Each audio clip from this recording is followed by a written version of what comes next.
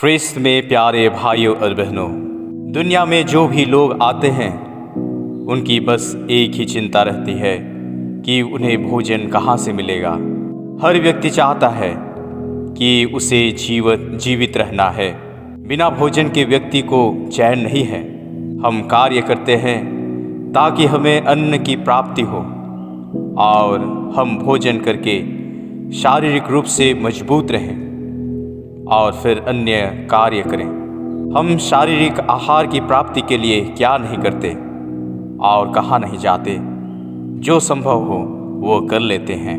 अभी के इस लॉकडाउन के समय में हम सभी जानते हैं कि लाखों मजदूर प्रवासी बड़े बड़े शहरों में अपने जीविका अर्जन करने के लिए चले गए थे और इस कोविड-19 की गहराई परिस्थिति में वे अपने जीवन के भय से वे अपना घर वापस आ रहे हैं। और इस समय उनकी कहानी, उनकी दुख और दर्द सुनने वाला कौन है।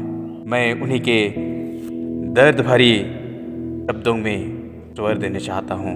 गाँव माटी दूर है छोड़ आए, गाँव माटी दूर तो है छोड़ आए, घर में भूखे भात लाने दूर आए। मोतियों सी आंसू रोती अम्मा मेरी, जाने कैसे मुन्ना मेरा रात खाए। गाँव माटी दूर तो है छोड़ आए, घर में भूखे भात लाने दूर आए। मोतियों से आंसू रोती अम्मा मेरी, जाने कैसे मुन्ना मेरा रात खाए। गाँव माटी दूर तो है छोड़ आए, घर में भूखे भात लाने दूर आए। मोतियों से आंसू रोती अम्मा मेरी, जाने कैसे मुन्ना मेरा रात खाए।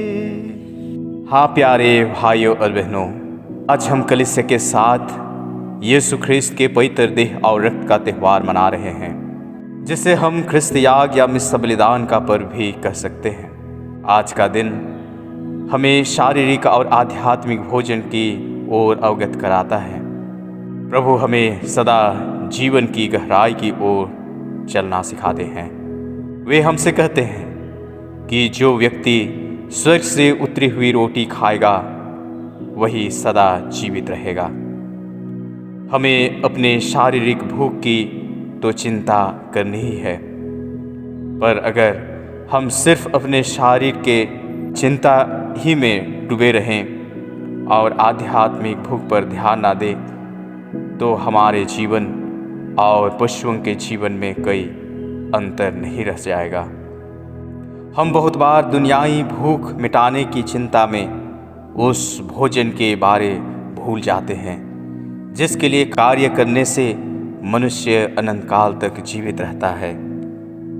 आज का यह पर्व हमें ख्रिस्त के पावन शरीर और रक्त के रहस्यों को गहराई से समझने का एक उत्तम अवसर प्रदान करता है। प्रभु के पावन शरीर और रक्त से किस तरह हमारा पोषण होता है, इसकी जानकारी हमें प्रभु के वचनों से ही मिलती है। रोटियों की चमत्कार के बाद जब विशाल जनसमूह तृप्त हो गया और बचे हुए टुकड़ों से 12 टोकरी भर गए तो लोगों की भीड़ उन्हें खोजती ही रही। उन्हें संबोधित करते हुए प्रभु यीशु कहते हैं, नश्वर भोजन के लिए नहीं बल्कि उस भोजन के लिए परिश्रम करो जो अनंत जीवन तक बना रहता है और जिसे मानव पुत्र तुम्हें देगा, क्योंकि पिता परमेश्वर ने मानव पुत्र को यह अधिकार दिया है। यूहन्ना का सुसमाचार अध्याय 6 पद संख्या 27। इसके बाद वे कहते हैं, जीवन की रोटी मैं हूँ, जो मेरे पास आता है उसे कभी भूख नहीं लगेगी और जो मुझ में विश्वास करता है उसे कभी प्यास नहीं लगेगी। यूहन्ना का सुसमाचार अध्याय 6 पद संख्या 35। पवित्र ख्रिस्त याग या पावन यूखरिस्तीय समारोह क्या है? ख्रिस्तीय समारोह या पवित्र यूखरिस्त याग वो समारोह है जिसमें प्रभु ख्रिस्त के पास का रहस्य, दुख भोग, मृत्यु और पुनरुत्थान की याद करते हैं। उनका बलिदान हमारे जीवन एवं मुक्ति का कारक बना। आज माता कलीसिया प्रभु ख्रिस्त के शरीर और रक्त का पर्व मनाती है।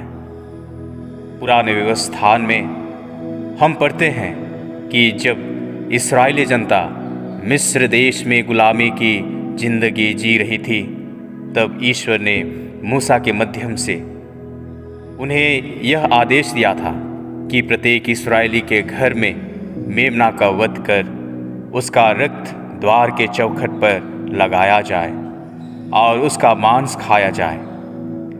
इसी रक्त की शक्ति से ईश्वर ने उन्हें मिस्र के गुलामी से मुक्त किया था। नए व्यवस्थान में वह मेमना स्वयं यीशु ख्रिस्त है, जिन्होंने स्वयं को बलि चढ़ाकर तथा अपना रक्त बहाकर यानी अपने रक्त की शक्ति से हमें पापों से मुक्ति दिलाई। अतः पावन यूखरिस्त समारोह में हम प्रभु यीशु का शरीर तथा रक्त रोटी एवं दाखरस के रूप में ग्रहण करते हैं और अनंत जीवन के सहभागी बनते हैं। यूखरिस्त प्रेम और एकता का प्रतीक है जो संपूर्ण कलीसिया को एक सूत्र में बांधे रखता है। इसमें सहभागी होकर हम प्रेम व एकता के समाज के निर्माण में सहयोग करते हैं। हमारे ख्रिस्त जीवन की मूल स्रोत है जिस पर हमारा ख्रिस्त जीवन निर्भर है। यह हमारे जीवन को सच्चा एवं पूर्ण अर्थ प्रदान करता है। प्रभु ख्रिस्त ने परम प्रसाद संस्कार की स्थापना कर उससे अपने दुख भोग तथा मृत्यु की यादगारी के रूप में प्रतिष्ठित किया। हम जब भी यूखरिस्त बलिदान में भाग लेते हैं, हमें संत पौलुस का उस कथन, उस वचन को याद रखनी चाहिए। वे कहते हैं, जब जब आप लोग यह रोटी खाते और यह प्याला पीते हैं तो प्रभु के आने तक उनकी मृत्यु की घोषणा करते हैं। इसलिए जो अयोग्य रीति से यह रोटी खाता है या प्रभु का प्याला पीता है, वह प्रभु के शरीर और रक्त के विरुद्ध अपराध करता है। अपने अंतःकरण की परीक्षा करने के बाद ही मनुष्य वह रोटी खाए और वह प्याला पिए। ख्रिस्त याग का पर्व हम लोगों को याद दिलाता है कि प्रभु के पावन शरीर और रक्त के महाभोज के पवित्र रहस्य को समझते हुए हम जब भी उसमें सम्मिलित होते हैं, योग्य रीति से और भक्ति भाव से सम्मिलित हो, क्योंकि यही तो विश्वास के जीवन का मूल स्रोत है। ख्रिस्त याग के रहस्य को समझने के लिए हमें यह समझना आवश्यक है कि आखिर प्रभु यीशु ने इसकी स्थापना क्यों की।